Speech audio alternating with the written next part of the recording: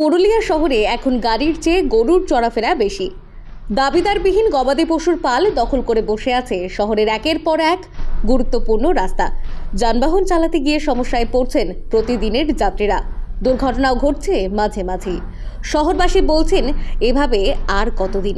গরুর সঙ্গে গাড়ি চালানো যায় না। যারা মোটরসাইকেল চালায়, মোটরসাইকেলের ক্ষেত্রে খুবই অসুবিধা হয়। কারণ ধরুন যারা স্কুটি, এইসব বাচ্চা মেয়েরা বিভিন্ন সময় কলেজে যাচ্ছে, টিউশনে যাচ্ছে, হঠাৎ করে গরু উঠে গেল, গিয়ে তাদের সামনে পড়ে গেল, ফলে একটা অ্যাক্সিডেন্টের আশঙ্কা থেকেই যায়। দীর্ঘদিন থেকে দেখছি গরুগুলা বসে থাকে রাস্তাঘাটে, অনেকে অসুবিধা হয়, গাড়ি থেকে আসছে। বা আমি দেখছি এবার কিছুদিন আগে একটা অ্যাক্সিডেন্ট হয়েছিল হাটের মোড়ে, একটা গরুর একটা নানা রকম অসুবিধা হচ্ছে, লোক আসা যাওয়া করছে।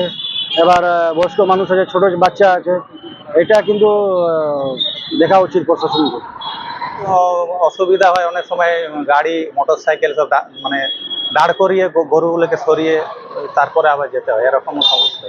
আমাদের দেখুন, এটা পুরুলিয়া পাবলিকের একটু অসুবিধা হচ্ছে, ঠিক আছে। এটা মানে ধরুন গবাদি পশু বসে আছে, আছে, এবার ধরুন রাস্তা দিয়ে সবাই যাচ্ছে, বাইক ফাইক নিয়ে যেতে একটু অসুবিধা হচ্ছে আমাদের।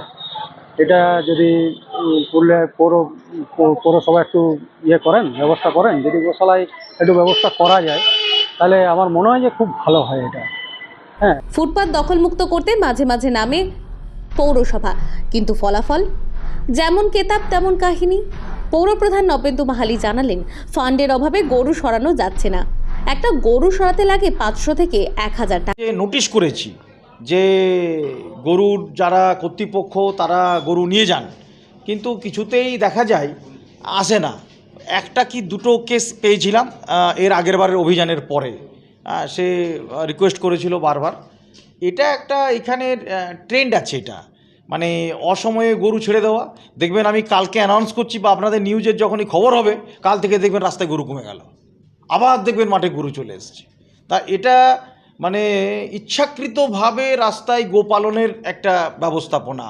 হাট মার্কেটে যে সমস্ত রাস্তায় খাবার দাবার পড়ে আছে সেগুলো খাবে, যখন গরুর প্রয়োজন হবে তখন আমি গরুকে আমার ইয়েতে কক্ষিগত করে নেব।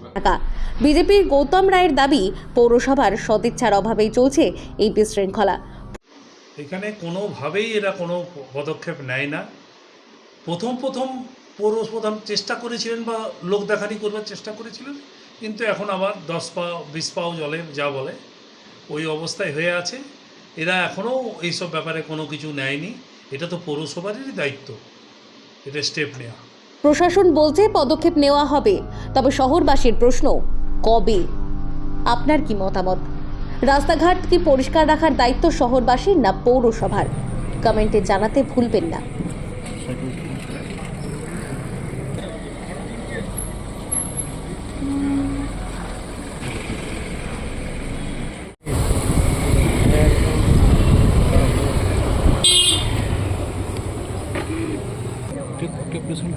ঠিক আছে, এদিকে ঠিক